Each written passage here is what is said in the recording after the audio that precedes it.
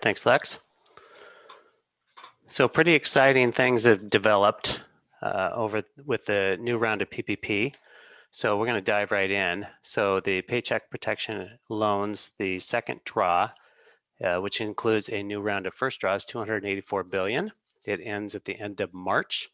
As of last week, the information that I was being fed was that the SBA doesn't look like they're going to run out, but I wouldn't trust that because they've had so many errors.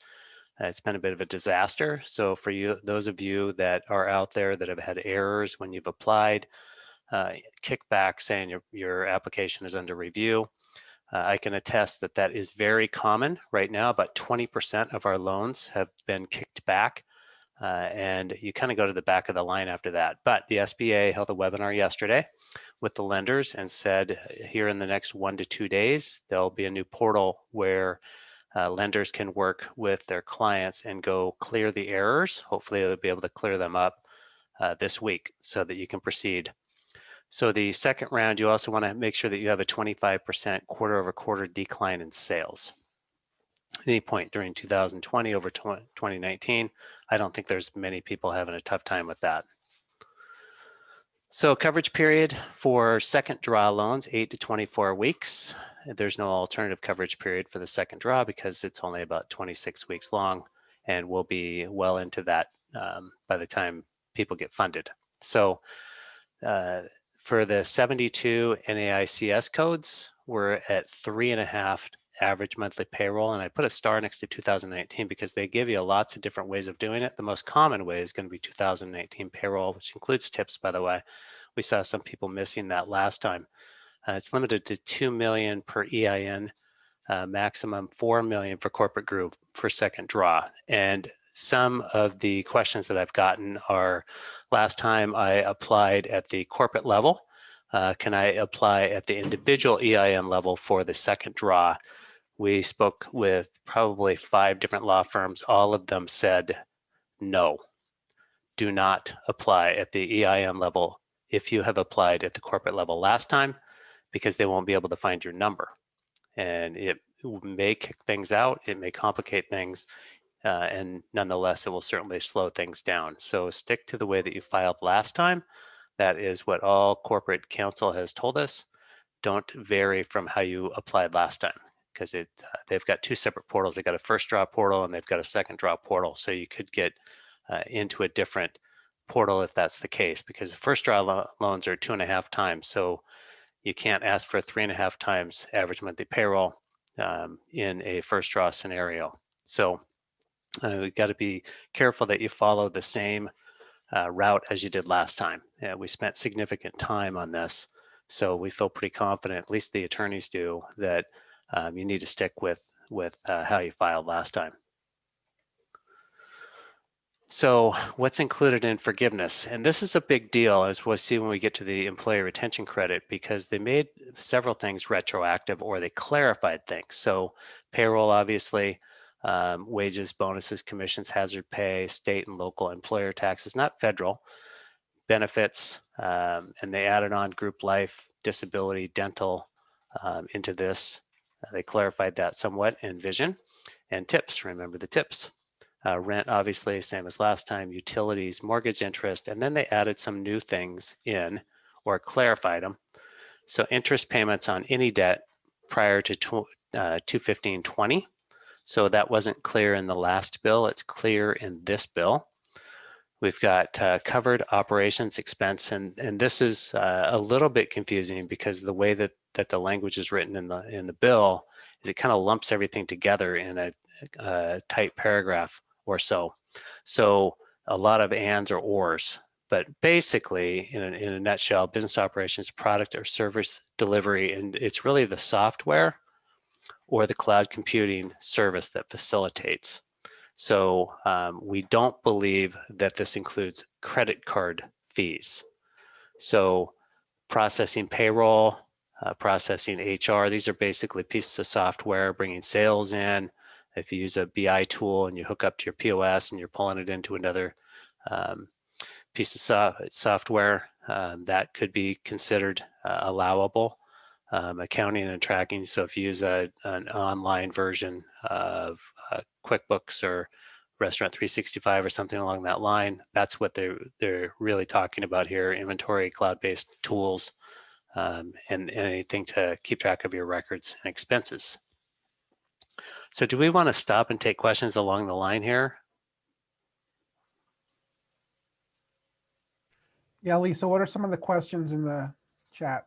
Yeah, we have one from James. How can we find our SBA loan numbers for the first round draw? Our first lender did not include those numbers on the loan documents we signed. Yes, that has really been a difficult thing because the big banks did one of two things. They didn't include them, or they masked them and made them their own specific SBA number. And unfortunately, you have to keep hammering the bank that you got the loan from in order to get that number. It's your loan number, it's your loan through their bank, but you have a right to get that. And a lot of the big banks have basically, essentially, forced people to go back to that bank for where they obtained the first loan. So unfortunately, you can go back to that bank and apply through them, because that's really what they were after by hiding those. And it has been a pain because a lot of people wanted to use a different lender this time because they weren't happy last time, and the big banks, mostly the big banks, either didn't display those on the loan documents, or they use their own specific SBA loan number. Those are all the questions we have right now. For the participants, please be sure to type your questions into the chat or into the Q&A function. We can get those answered online for you. Great. All right. Covered property damage costs, not covered by insurance. So a lot of people had expenses. Maybe they had a $10,000 deductible or something along that line, and somebody caused some damage to their facility, and they weren't covered by insurance. You can now include those. That's retroactive. Retroactive is the key, because that's what's going to allow us to use those employee retention credits that we're going to be after.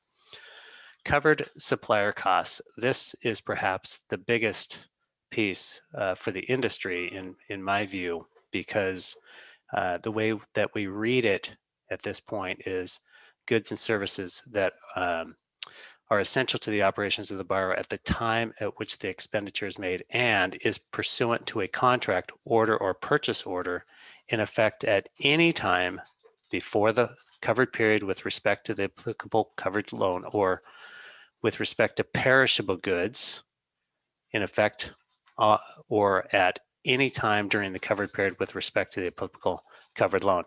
And basically what we believe this is your cost of goods.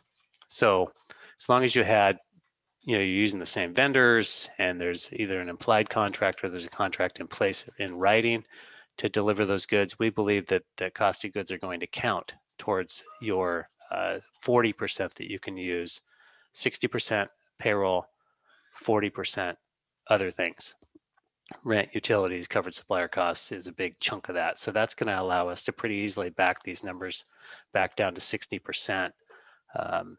Because a lot of people, that was pretty restrictive last time. Some people didn't pay rent, other people deferred their rent, delayed their rent, and they had a pretty high payroll percentage as a percentage of the overall spend. So these additional, the interest, the covered operations expense, the covered property damage, the covered supplier expenses, all great things to help push that number down. And lastly on that is the covered worker protection expenditures.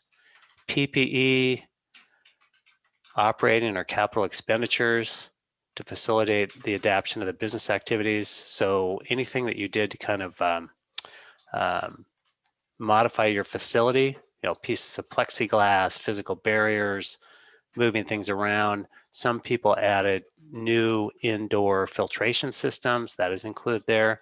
I don't know a lot of people that knocked out a wall and put a drive-through in, but it's in there nonetheless. Expansion of the indoor-outdoor combined business space. A lot of people spend money on tents and modifying their facilities. There's some really cool stuff out there now that I've seen where people have really modified their outdoor space, and it's pretty appealing. And hopefully this will stick around forever, and we get to keep that land or whatever parking lot and generate some revenue off of it. So modification of any of that indoor, outdoor combined space is really terrific. And this really means something now with the old outdoor open air space new law that came in. So you can make some modifications to your facility and know that you'll be able to use the PPP money to do that. And then on-site or off-site health screening capability, other assets related to compliance with the requirements or guidance described. So big open interpretation there. So lots of flexibility around the covered worker protection expenditures. Basically saying you can modify your facility and you can also protect your workers and use that, gloves and all those different things that you need to protect your workers. You'll be able to use all of those for expenses against the 40%. We have a couple of questions in the chat.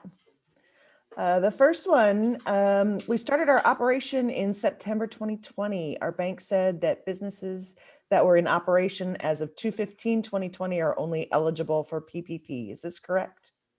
As far as I know, yes. They're back to the first slide.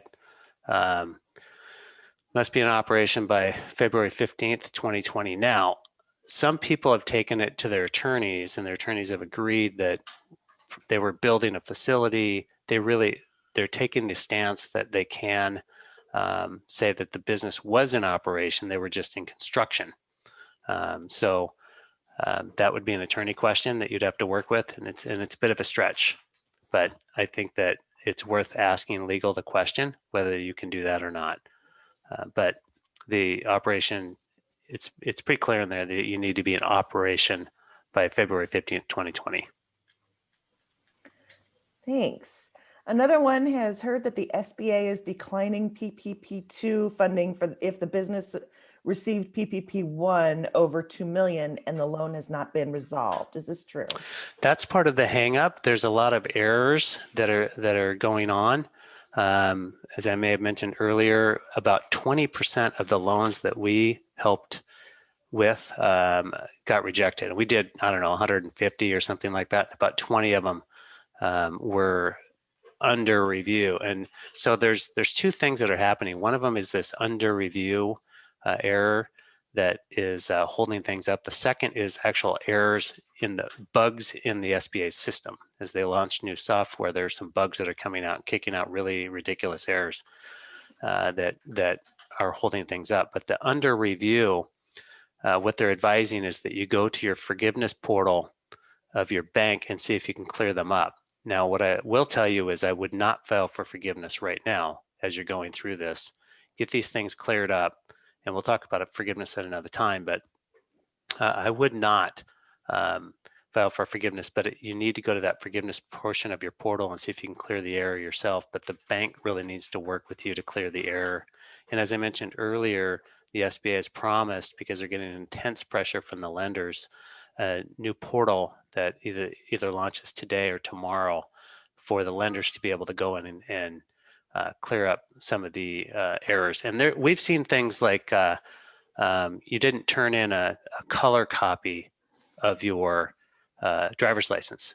So they're actually, last time they just pushed everything through. It was such a bull rush. They just pushed everything through. And this time they are examining applications as they come through. They're asking for some proof. Last time they just rubber stamped it to get the money out the door. And this time they're looking at things. So when you get down to the part of your driver's license wasn't color, they're putting some real scrutinous policies in place to get things through. Other things, people fat-fingered, for example, their loan number. That'll kick it out.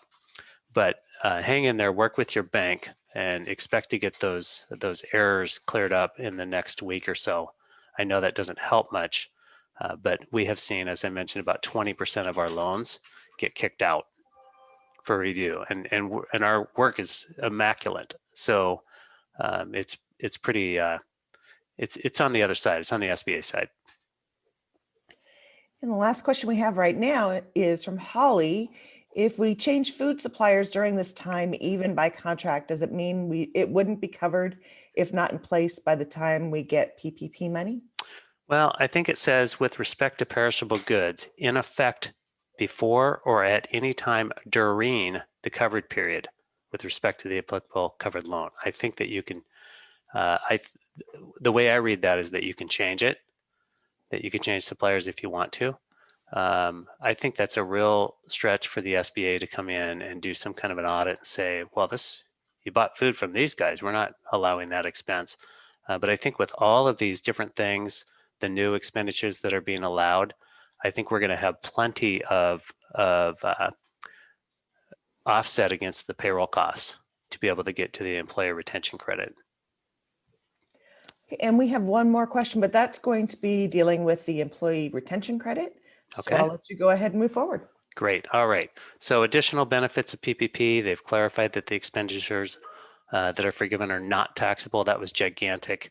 Imagine that you got a $200,000 loan and you have to turn around and pay $80,000 worth of tax on it. That would have really caused a real crisis.